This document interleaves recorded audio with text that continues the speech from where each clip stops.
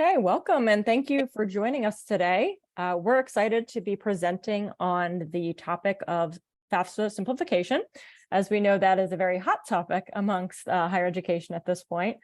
So we have a lot of great content to get to today. So I'm going to just jump right into some introductions and then some housekeeping rules. So first off, my name is Jessica Bonelli. I'm one of the account managers here at Ferrilli. You should have joined the meeting on mute. If you did not, we do ask you to stay on mute just to kind of reduce the background noise. If you have any questions during the presentation, please feel free to type them into the chat box, and we're going to address those at the end of the session. And we are recording this session, so feel free to take notes, but we will be sending the recording to all of those that have RSVP'd for the session today. Our presenters today are Lindsay Mitchell and Kannenwischer, and I'm going to turn it over to them to introduce themselves and kick off the session. What's up? Thanks, Jessica. Good morning, good afternoon. Hi, everyone. Thank you for joining us. We're so glad to have you with us. As you know, FAFSA simplification is coming, whether you like it or not. My name is Kannenwischer. I am a senior consultant with Ferrilli. I have worked in higher education in the financial aid world for about 28 years. I've been with Ferrilli going on a year and a half. So I am excited to bring this information to you and just present maybe a different voice that you're maybe not getting from NASFA or the Department of Education as we all work together to make these big changes that are coming our way. Hi, my name is Lindsay Mitchell. I'm a consultant here at Ferrilli. I have about 25 years experience in higher ed, specifically financial aid, and been with Ferrilli for a little under 2 years. So excited to come to you from the trenches, just outside the trenches, and talk to you about what we're all talking about, which is 24-25. So we like to start with an agenda. So you kind of know what we're going to cover. I want to add the disclaimer that all of this is correct as of today. We know the department is kind of slow rolling the information, and you have the opportunity to join their webinars regularly. So this could change this afternoon, even maybe while we're meeting today.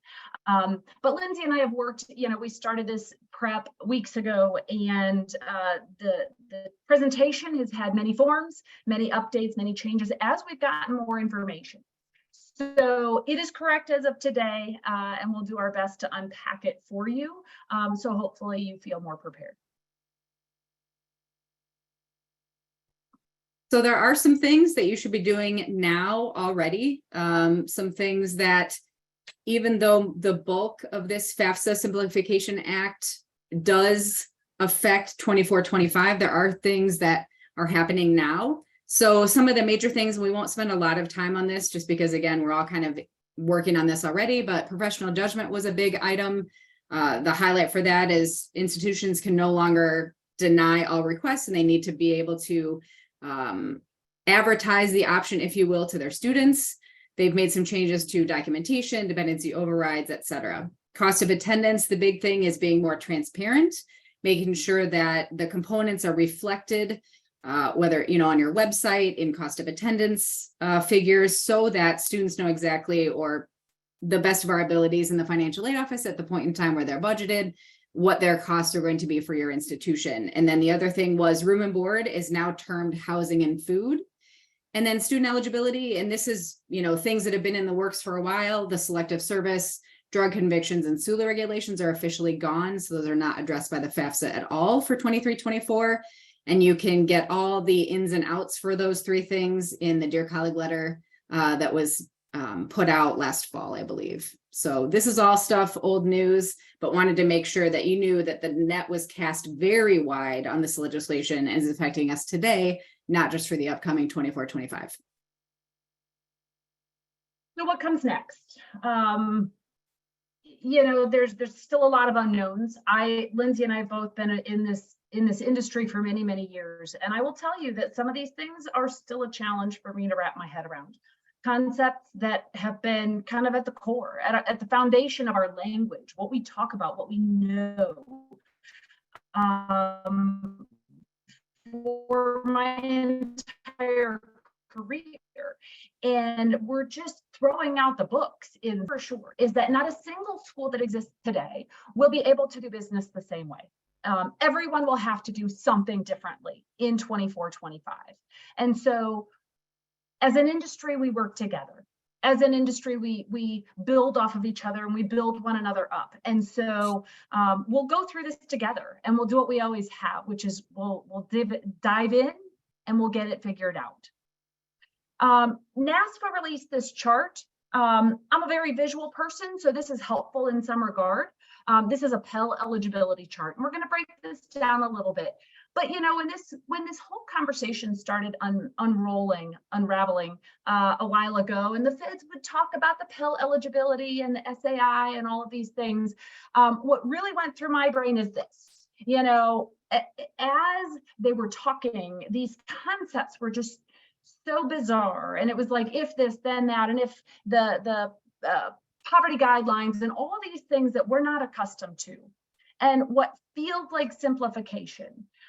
From a practitioner standpoint, most days will feel like anything but simplified, right? There's just so many new things coming at us, and the implications are broad. So it doesn't feel like simplification. It doesn't feel like this is going to be easy in any sense of the word, but we will certainly work together. What's important, one of the most important foundations though in all of this is that we really have to divorce the EFC from Pell or SAI from Pell. You know, we've been delivered these charts forever. Really, I mean, for so many years, it is the core of how we do business. We wait for the Pell charts and we look across and we look up and we know the Pell amount. And now we really have to separate the SAI from the Pell Grant. Pell is an impact. They are not directly related anymore. So that's a really foundational concept that's going to be very important moving forward in terms of Pell calculations. And we certainly expect that when a FAFSA goes through its calculation at what's now going to be called the FPS, most of this information will be delivered. Our systems will help us with all of this. But what we want to do is sort of help you understand the concepts. I'm kind of a FAFSA nerd, and many years ago, one of the very first things I did as a financially professional, it blew my mind at the time, was an EFC calc, a hand calc. You know, we all can picture the charts in our head, but that really helped me comprehend what was going on behind the scenes. And it helped me be better at explaining it to families and understand what was going on. And so we want to unpack that for you. So what looks like twists and turns and squares and circles becomes concepts that you can wrap your head around too. So let's go ahead and talk about the fact that Pell is a bit of a different animal. Like Susan, as soon as I could separate in my mind that Pell and SAI are not one-to-one, EFC of $5 doesn't equal Pell of $6. Then it was easier for me to say, okay, now I'm going to figure out Pell and how that's calculated. And then later I will think about the SAI calculations and what's changing between EFC and SAI. So for maximum Pell, and this is, can the student get $73.95? There are certain criteria that get them that amount out of the bat. So dependent students, if they meet any of these criteria, they are going to get the maximum Pell award in 24-25. So if parents are non-filers, if the student has a single parent and their adjusted gross income is less than 225% or equal to or less than 225% of the poverty level, or if the student has two parents, and the language has been married parents, but I would assume that just like on the FAFSA, the definition of parents or household are parents not married living together, this would be the same definition or calculation. It's 175% or less of the poverty level in terms of figuring out if any of those are true, they get max Pell.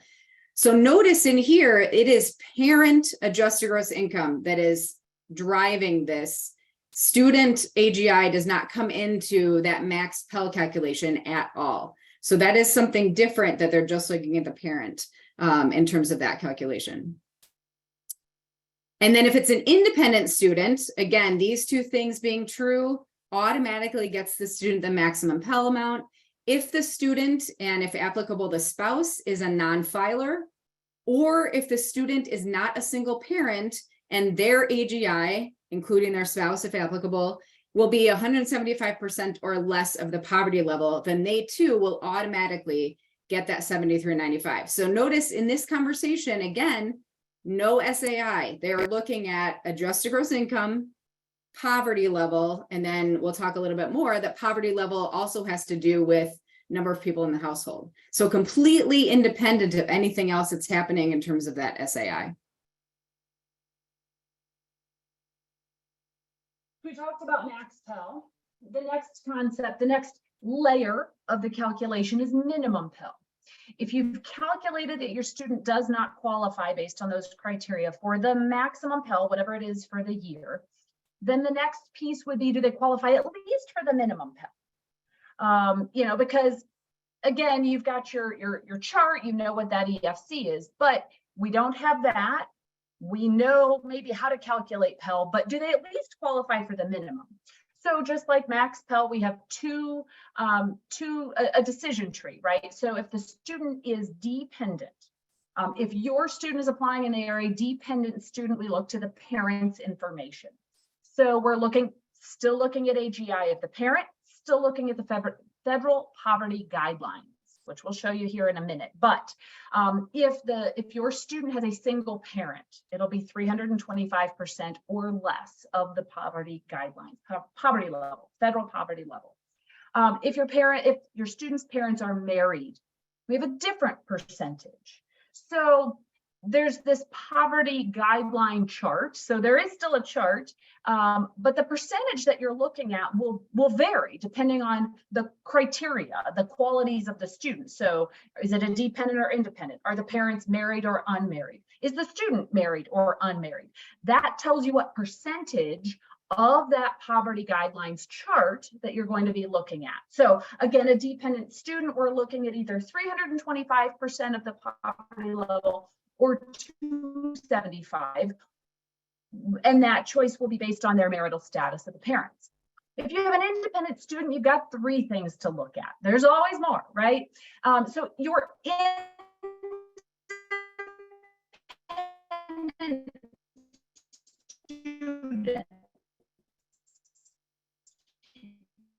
if your student is a single parent, so Susan, sorry, I'm going to interrupt you. Then we're looking at 400% or less of the poverty level. Yeah, sorry. Susan, I'm going to interrupt you for a second. You were just you're a little bit choppy on that last slide. If you want to. Yeah. I will restate that. Let me know if it keeps going and I can switch networks, but hopefully we'll be all right. If the student is a single parent, we'll be looking at 400% or less of the poverty level.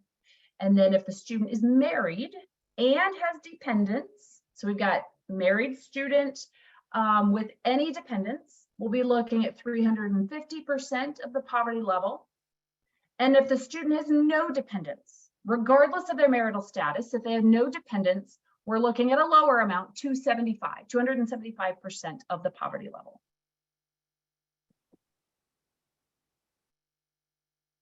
So first you figure out whether or not the student can get max Pell. And if that's a no, then you say, well, can the student at least get minimum Pell? And if the answer there is yes, then we have to figure out what the actual amount of Pell is. And in that case, we take the maximum Pell award for the year. So their maximum entitlement. So this year is $73.95 minus their SAI, rounded to the nearest $5, and that is what their Pell award will be. Now, obviously, if that amount is higher than their COA, they will only go up to that cost of attendance limit. And then it cannot be less than 10% of maximum Pell. And so SAI does come into play only when you're thinking about, okay, they don't get max, they can get at least the minimum, then what is their actual amount? So while it does play a role, it is not the same. And that's obviously because there's so many other parts to figuring out both max and minimum.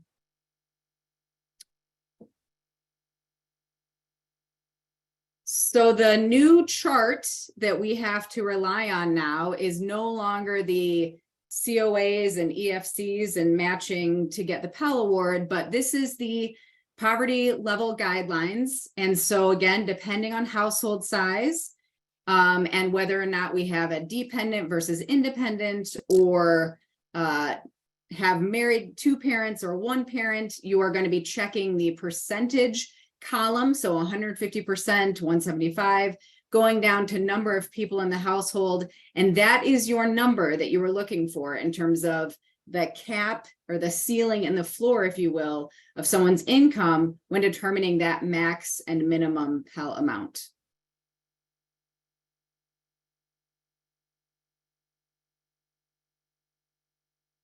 So there's more changes, and many of them are big. The other day I was sitting in a Department of Ed webinar, and I thought about starting to create like a crosswalk of terms, because so many terms are changing. One of the big ones that comes into play here is the new DDX. Just when we really got DRT embedded in our vocabulary, the data retrieval tool, that has to go away. And now we have DDX, which is the direct data exchange. This is a whole different type of data transfer. And it's much more information. It's in a more secure method. But what's important about the DDX is a concept of consent, because the DDX is now completely required.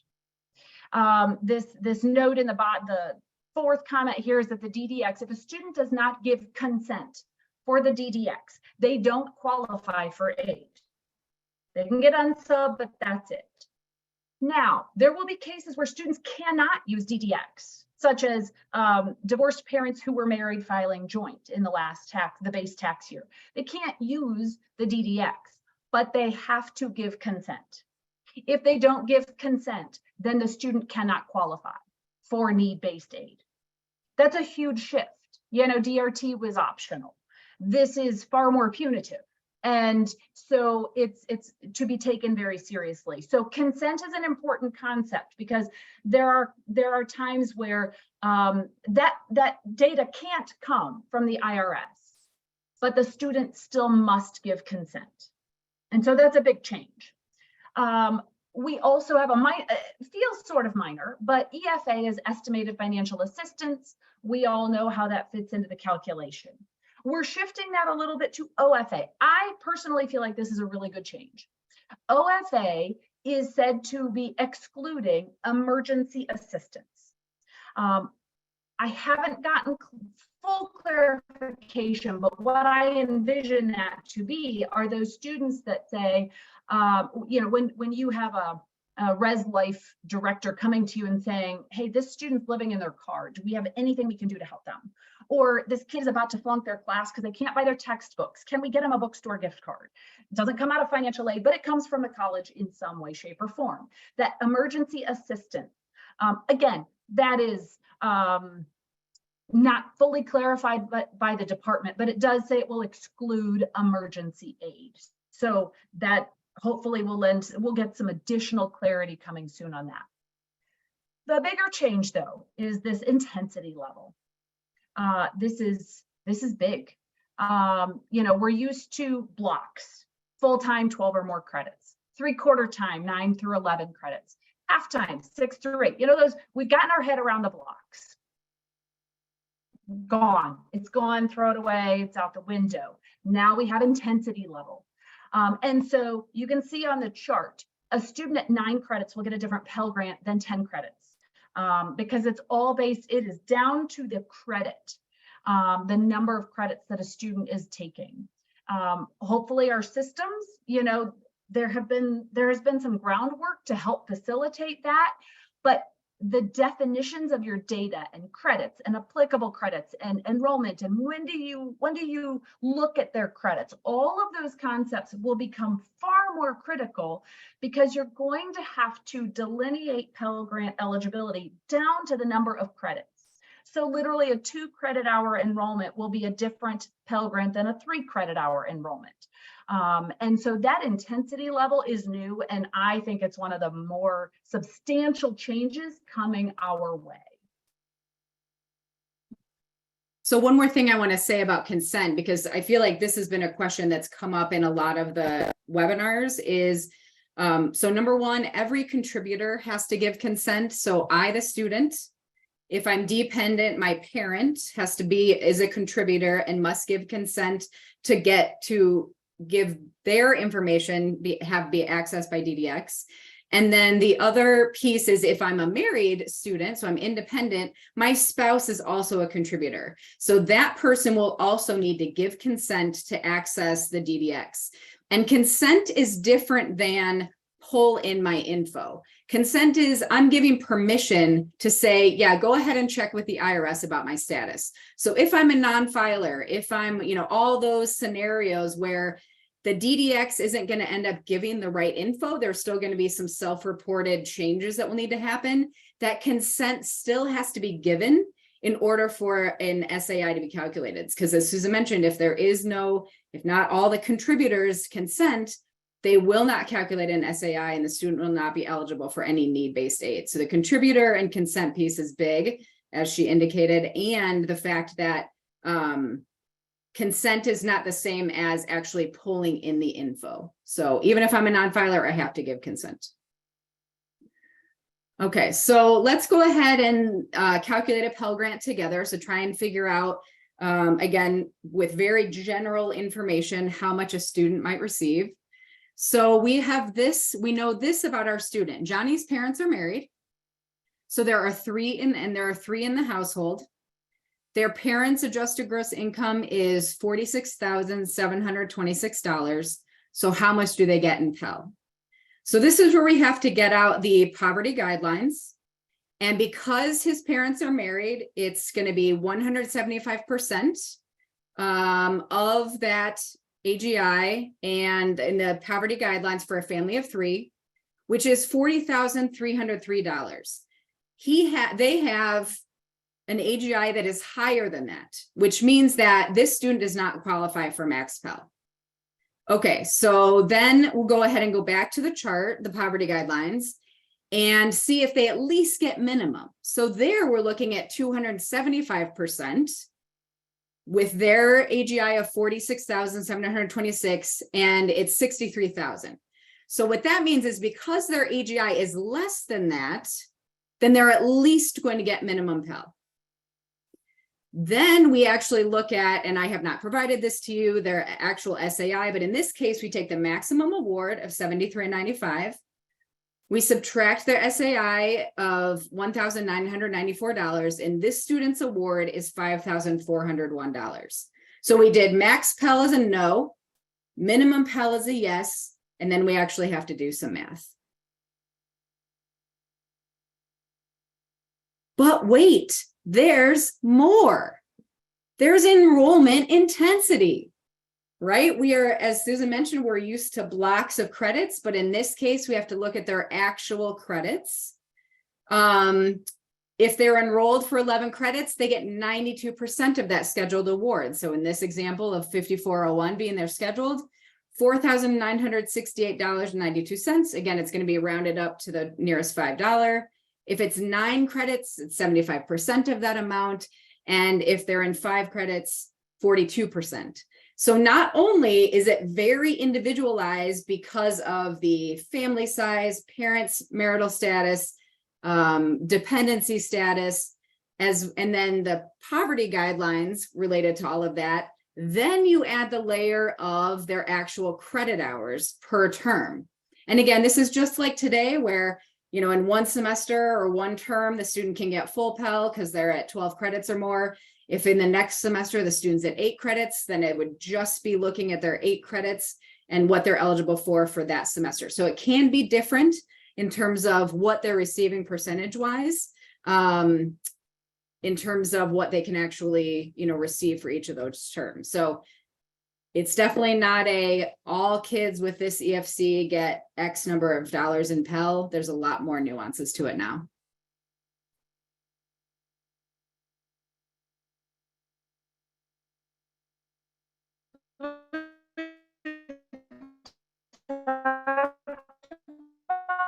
Pell Grant calculation. One of the federal webinars last week was to give some broad general limitations, ideas about that SAI to help you understand those concepts a little more. So we've all heard about the negative SAI, the negative 1500, which that conceptually is hard anyway. We've always heard about auto zero EFC, simplified needs. Those concepts still exist, but they're different. Of course they are, because they couldn't stay the same. So we know with certainty that students who are non-tax filers, if a student is independent, then we're only looking at that student situation. If a student is dependent, we're going to look at the parent tax filing situation. So if the student or parent are tax non-filers, they automatically get a negative 1500 SAI. And if you remember, if you think back to Pell calculation, that also helped them qualify for max Pell. Those two don't necessarily correlate, but the criteria are the same. Tax non-filers means you get the lowest possible SAI and max Pell.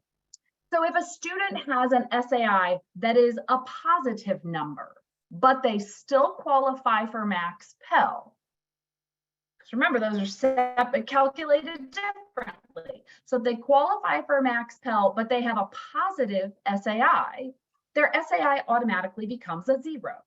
And then if a student has a negative SAI, it goes through all the math, all the calculations, it's negative, I don't know, 800. So it's still a negative number. If they qualify for max Pell, it doesn't automatically become negative 1500. It stays that negative number. So those are just three kind of basic concepts. We really anticipate that all of this will be calculated by the federal government. It will be delivered. You won't have to necessarily think through it, but it will be helpful, I think, to kind of understand based on what you're seeing on the ICER compared to that SAI, and then Pell separately. So those three things you'll kind of need to reconcile in your brain. We have a broader range, negative 1500 up through the all nines. So, you know, that will change slightly. Almost every single data point that comes over through DDX will be used in that calculation. Actually, let's look at it from the other perspective. The SAI calculation will grab almost every single data point from what was pulled in through direct data exchange. Of course, there are always exceptions. We work in financial aid. What would a concept be without an exception? If a rollover is self-reported, that will factor in. There's also foreign income exclusion that becomes a self-reported data point that didn't come through DDX. Now, the other thing that is new and I think somewhat challenging is household size will be coming in from direct data exchange. Household size will be based on the number of exemptions on the tax return. Now, I tell the story about my own family in this because I have a son who is going to school. He's 22. He lives in an apartment. I don't claim him on my tax return anymore. And so, but he's still a dependent on the FAFSA. And so when we're filling out the FAFSA, we give consent for direct data exchange. If they're basing the household size only on what comes from our tax returns, they're not going to actually pull the student into the household size. And so because the government understands that things change, that will be updatable. So as families are sitting down to do their FAFSAs, they do direct data exchange. That data gets pulled in, they can update the household size. So for those of us, me included, that thought, yay, verification is going away, probably not, because this is updatable. And so the government will at some point say, we got to make sure that they updated it correctly. So that is one of those things that is to be seen as to kind of how that's going to play out. One of the other changes, which will kind of feel like, you know, is this really a change, is in the past, we've said if your parents are divorced or separated, you can just report the parent with whom you lived the most, or who provided the most support. That was sort of the, if it was 50-50, 4 days a week at mom's, 3 days a week at dad's, you can just, or if it's, I live with my mom and my dad pays child support, but it's less, so I choose my mom. Now it's no longer based on where that student lives in terms of spending more time with parent one or parent two. Now it's who provided the most support. So regardless of the parent with whom the student resides, if mom is working part-time at a grocery store and, dad is sending a bunch of support or still paying for housing or things like that, technically the parent on the FAFSA then should be dad in that scenario, because there's no way if I'm working part-time at a grocery store that I can fully support my student, more than 50% of the time. So this is going to be a shift in just thinking about who it is that is put on the FAFSA in terms of parent. Now, the feds have said they're going to do a lot more help language and a lot more kind of decision tree type stuff in terms of helping a student figure this out. But we will also have to help students figure out who it is they actually provide. Now, just like today, if it really is 50-50, are they going to pick the student that or the parent that maybe makes less? Perhaps, but we can't verify that, I guess, again, unless they're selected for verification, unless we know for sure that it's some, we have additional information that might make it conflicting. So we just have to make sure that we help educate our students about who should be considered a parent. We look at that language put out by the feds in terms of provided the most support, and then direct our students to include that individual appropriately. If I could have a favorite part of this act, and it's very hard to choose a favorite, but if I had to, it would be this. I very much appreciate the fact that a student who is going to be doing a dependency override for whatever reason it is, it's unsafe for them to live at home, they can still completely file the FAFSA, not put parent information in, and get an SAI at the end.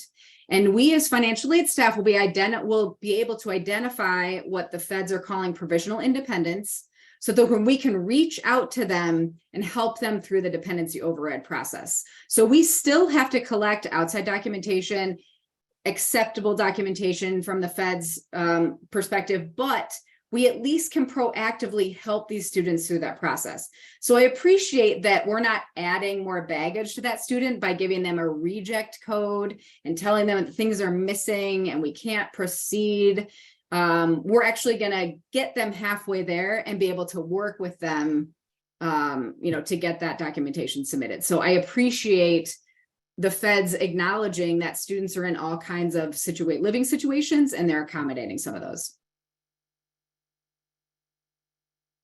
So let's talk a little bit about reporting changes. What gets reported on the FAFSA? The first is a big shift in child support. Again, remember that the data needs to come from the DDX, and they're really trying to ask as few questions as possible, get as much information from the IRS. So child support was one of those that was reported as income. Well, since they're trying to get all the income information from DDX, we had to pull it out of income. So now it's being reported as an asset. The way it's worded, though, is that what did you receive in the most recent completed calendar year?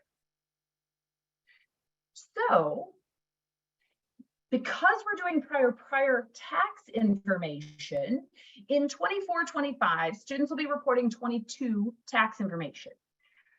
But if they're completing the FAFSA in January, then 23 will be complete, and they need to report 2023 child support received as an asset. If you fast forward and the student doesn't do it until 25, then they'll be pulling from 24. So it's just wild how different students within the same award year could have different data points.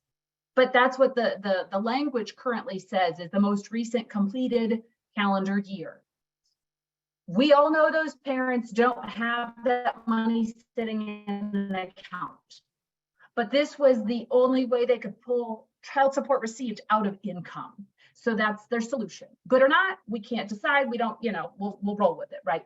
Another big change is family farm and small business value now has to be reported. It's hard. We don't know what the impact will be because for many families, this has not had to be reported before, but here we are. This is another one, like Lindsay said, if I had to pick a favorite, this is one of my favorites.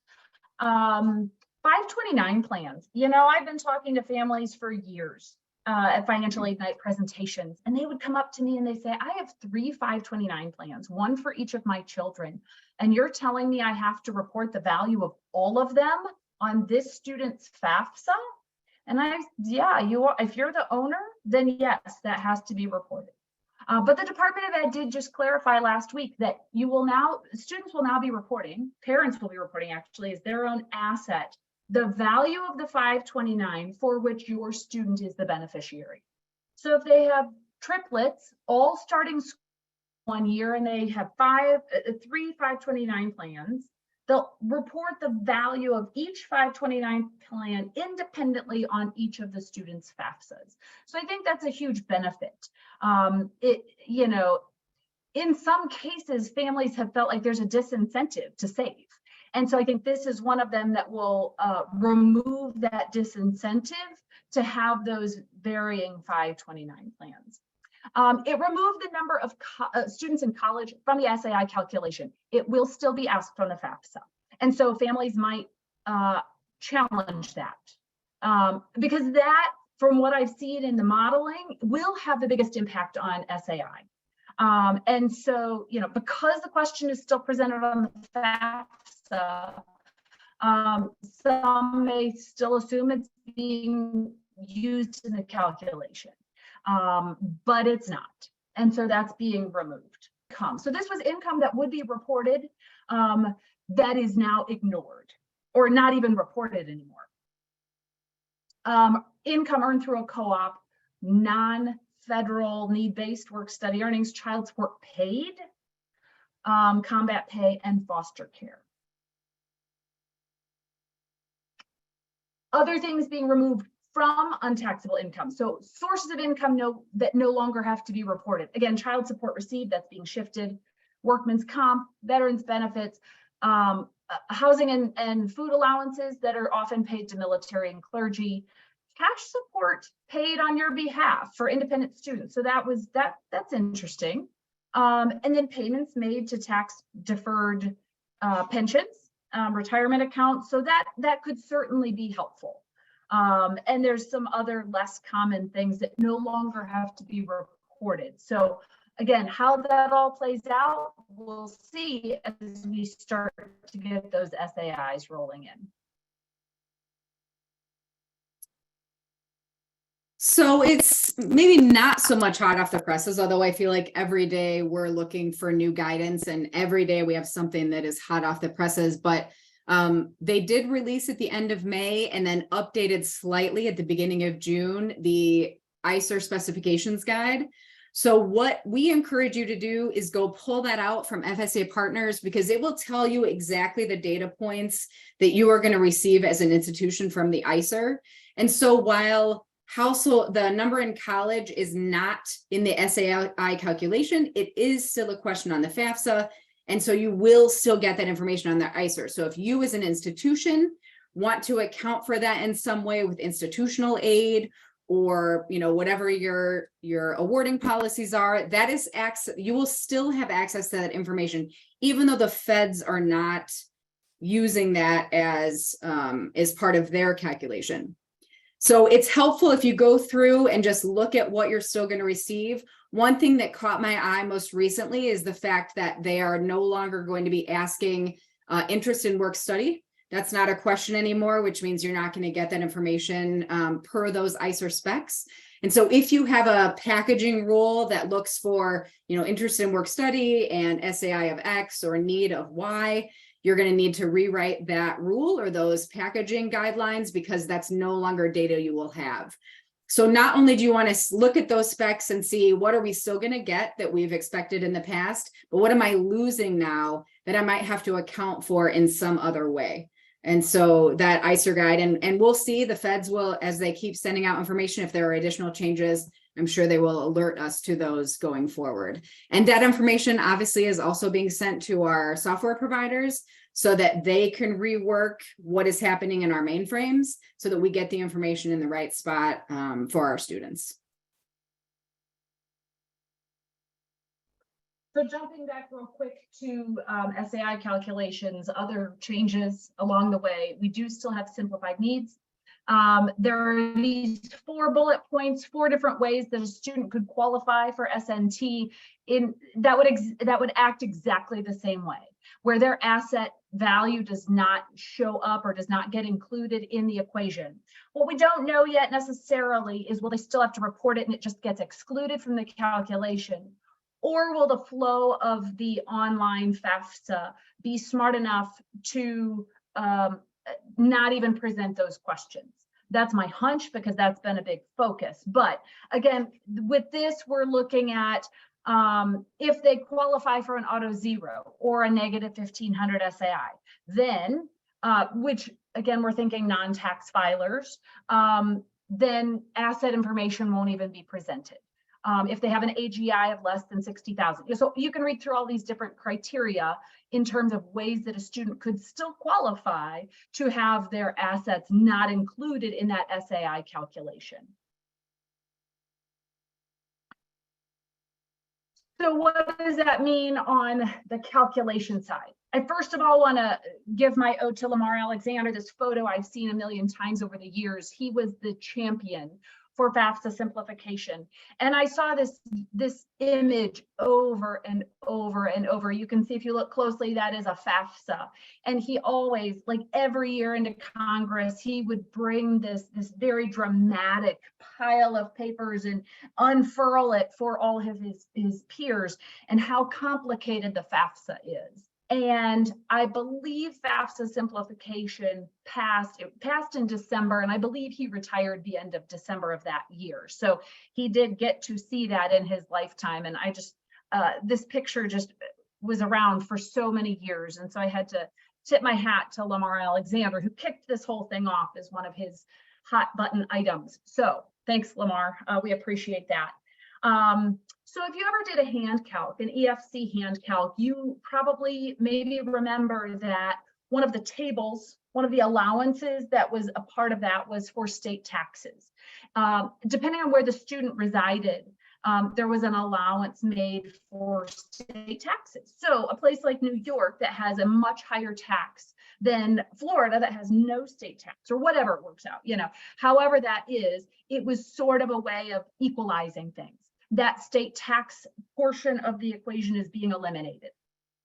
Social Security tax is being renamed, but it will be based on a joint filer status instead of separately for each person, each parent in some case, or the student and their spouse. The income protection allowance is changing. It will now only factor in household size, not number in college. That was one of those that was impacted by the number in college data point. We've been promised that the IPA will be significantly higher. I didn't compare old data to new data when I went through the SAI hand calc. It didn't seem shockingly higher. I'm sure incrementally it's probably higher than it has been, but again, we'll wait to see how that plays out in actual SAIs. And then there was an employment expense allotment, so that if there were two, like if the student had married parents and both parents worked, it sort of gave them a dual employee sort of allowance, because they assumed that the costs would be a little higher for commuting, et cetera, et cetera. And that's been reconfigured so it no longer penalizes people if both parents don't have earned income.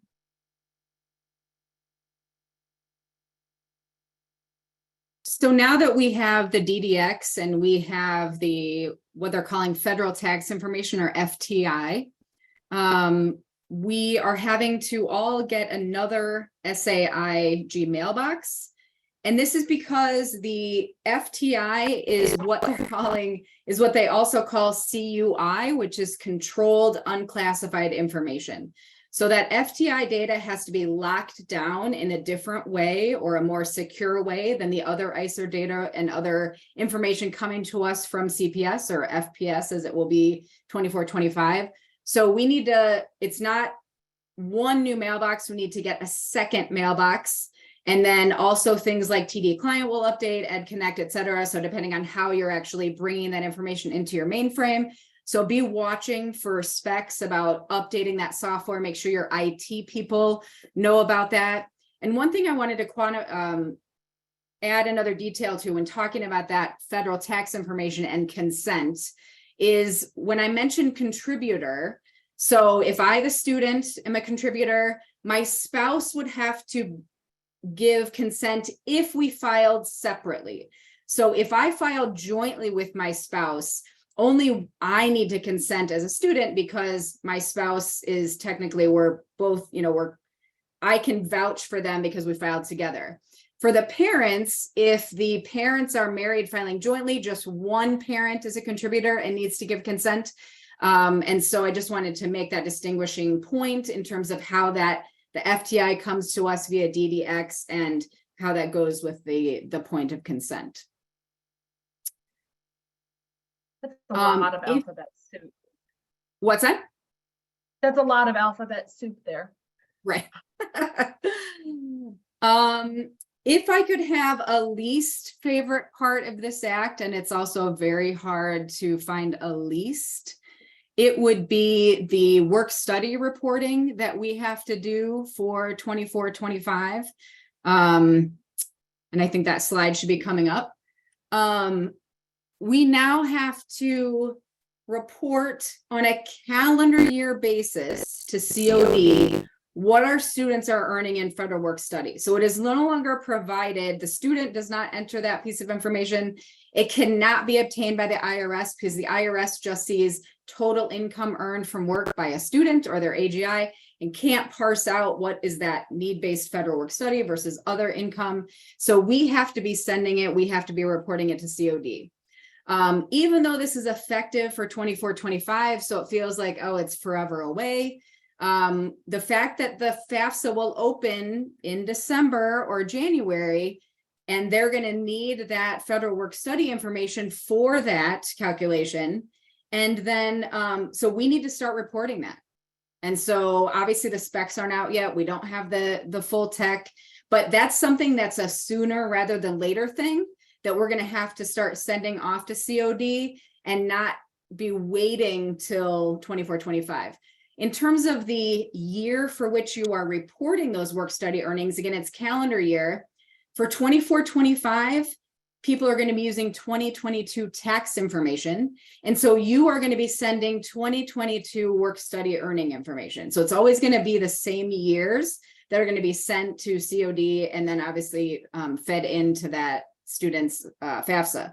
So that, I guess, makes it a little easier that it's going to be a year that's already ended. So you're not going to be having to figure out, Johnny just worked extra hours and I'm going to have to update his stuff and all of that. It should be a year that's already been completed, and you can send that off to COD and be set. But the fact that it's calendar year versus award year trips me up a little bit in my mind, just because everything we do is on award year basis. It's sort of like in sequestration where, the origination fee changes on 10/1, which is like in the middle of the cycle. It makes no sense. We've already processed some kids. This feels a little bit, strange that it's a different set of dates. But if we can do it for the 1098T, I guess we can do it for work study as well.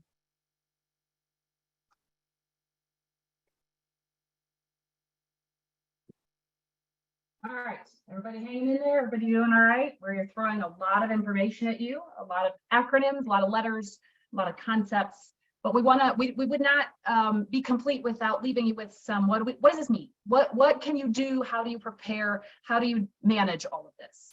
So some of the things you can be doing right now are talking to your administration, having some conversations. We know some of these concepts are set.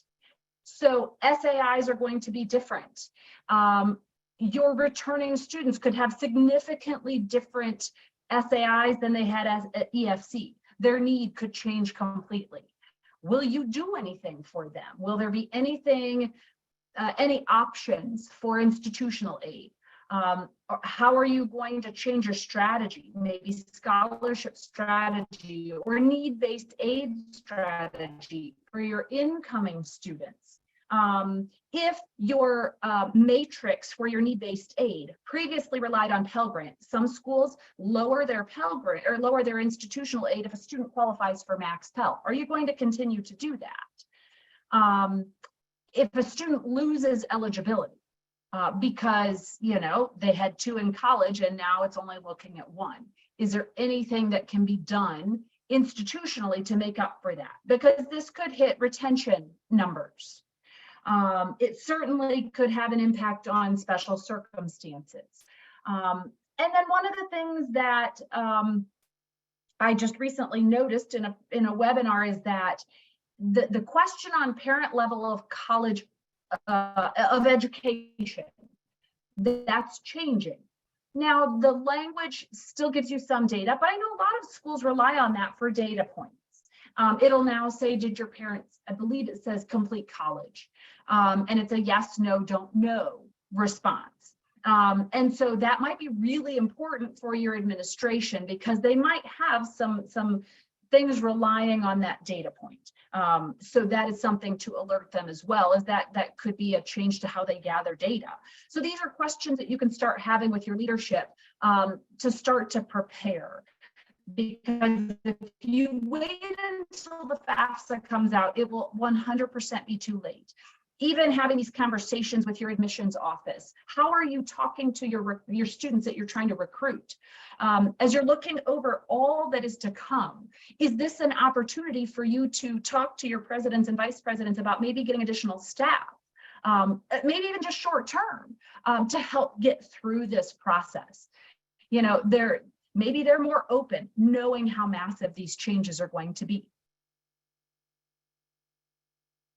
So some practical things you can start looking at for the to-do list, thinking back to the ICER specs guide, all your rules, all your reports, any programs that are tied to EFC, students with an EFC of X and below get access to, these programs on campus or bookstore assistance or all those things. All of those rules, all those reports that reference EFC will need to be changed. So that's a heavy lift, not only for you as an office, and maybe as if you have power users in your department, you're writing your rules yourself, you're writing reports yourself, but that might be something where you need to raise your hand to IT and say, hey, we need to be ready to do this. Marketing materials, web pages, any communications that come out of the campus that reference EFC need to be changed to SAI. And that seems like silly, but think of how many times EFC is on your website. Think of how many times that's in a brochure, or a fact guide for your institution that counselors are handing out at college fairs. So those are things that need to be changed. What are these outreach materials going to be about the new methodology to returners? So to explain to a family what the SAI is, number one, because in their minds it's been EFC and it's worked a certain way. Now it's SAI and we're taking other things into consideration. So what kind of education will you be doing to those returning students who might have a change to their aid? And then one of the biggest, punches in the gut, if you will, is we don't have the housing plans question anymore. The legislation said that the feds said that we can't ask questions that aren't directly related to the administration of aid. And while those of us in the field know we can't make a COA without housing plans, and the COA has a huge role in determining a student's need-based aid. So how are you going to get that information? The admission application, an internal form, something on the website? Are you just going to look at what they did last year? So those are things that you can be sort of strategizing on now. One thing to note is if you do have some sort of form that is going to ask a student their housing plans, it cannot be required, meaning that the feds say the only form that can be required to receive Title IV aid is the FAFSA. And so you have to, in that case, if that student never does that web form or never turns in, their checklist or whatever it is, you have to make your best guess or best assumption. And the feds also know that this is a shift and that we're going to do the best with the information that we have, seeing as how don't have access to some of the information anymore.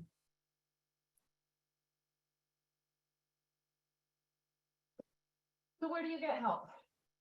We've dumped a lot of information at you. We've thrown it and you've hopefully been able to digest it without panic. But we also want to point you to where you can seek help, clarity, support, all of that. NASFA has a lot of information coming out. Maybe some of you are able to go to the conference. Department of Ed has webinars that they're still presenting, and they're recorded. So you can look them up and view them even after the fact if you've missed them. Your state associations are trying to provide this information as well. Maybe that would be a source of local help, people and you commiserate with more directly. And then of course at Ferrilli, we are here to be a partner with you as going through this process in any way we can. Thanks, Susan. Thanks, Lindsay. We do have a couple of questions in the chat. I know we're at time, so for those that do need to drop off, this will still answer the questions on the recording, so you'll get the answers. And if you have any questions after the fact, feel free to email us at info@ferrilli.com if we didn't get to your question today. So first up, the poverty level year calculations will be based on the income year for the FAFSA. Is that correct? Yes. Yeah, that's a federal chart that they publish every year, and it'll be based on that base year that aligns with the tax information that is being entered. Okay, and then the follow-up question to that was, if so, for income appeals, does the poverty level year change with the specific year we are basing the new income levels? Great question. I don't know, that has not been discussed. That, we often have someone say, I had a job change from my taxes 2 years ago and we use their new income. But I have not heard yet if we then use new poverty guidelines for the actual year versus the prior year. So we will definitely look into that. I don't think it's been discussed at this point. So it's a great note. Oh, that's a great question. Okay. Did I hear right that for married persons, both tax filers must provide consent for their taxes? Yeah, so I did add a little caveat to that if your parents or you and your spouse are married filing jointly, one of you has to consent. So one parent would be a contributor. Now, if parents filed separately and they're still married for, so that's the filing status, both would need a consent in order to, provide access to the DDX for both of those married parents. Or again, if you and your spouse filed separately, your spouse would have to be a contributor in that scenario. Has it been determined if support is only referring to financial? So far, the language has been financial. Yeah. It's what can be measured, so it's what you can quantify. Okay. Where is the consent given and to whom? So it is a question. It's essentially a part of filing the FAFSA. And so when the student logs in and with their FSA ID and goes through the process, consent should be, in there, where then you get your spouse or your parent or whoever else is a contributor to then grant that consent, either yes or no, because there are two answers. Again, if it's no, there will be no SAI calculated, no eligibility for need-based aid. If it's yes, then obviously the information would be pulled through the DDX. Is there a link to the poverty level charts that can be shared? We can include that. I can update the PowerPoint maybe before, if we're going to send that out or put it on the website, but we can certainly put that out there. Okay. I think that was all of the questions in chat. If there's any others, please feel free to type them in, or you can come off of mute at this point.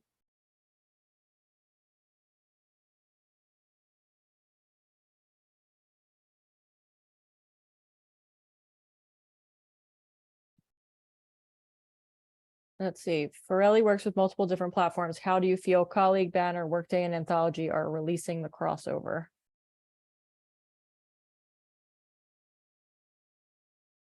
Well, Susan and I both work with Colleague, and we can speak to what Ellucian is doing. They just had a software release just this week for Colleague, where they have provided really great information about the crosswalks between the fields for the new ICER fields, and are going to have a utility so that you can test and look at your existing rules and what might need to be changed. So I would assume that similar functionality would exist for Banner, just because Ellucian owns both. I can't speak to other software companies, but I would assume they would do something similar. Yeah, we can confirm that with our other folks on the team here, Teresa, that work with Workday and Anthology, and get you an answer. Okay. We are Colleague as well, hoping you're going to say that. Okay. Any other questions?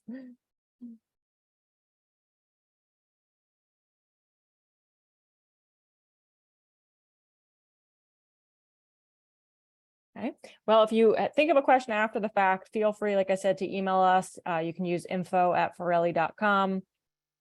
Yes, the recording will be sent to the group here today. That was asked a few times. So yes, we will send the recording to those that RSVP'd to this session. We'll also have it up on our website for those folks that want to access it that way. And additionally, if you have questions, if you need anything from Ferrilli, you can call our 888 line. I think that's on the next slide, Susan. It's 888-864-3282. That's our main line, and you'll get one of the folks on our side to be able to help. But if there is nothing else, we appreciate the attention and your time today. So thank you so much. Thank you.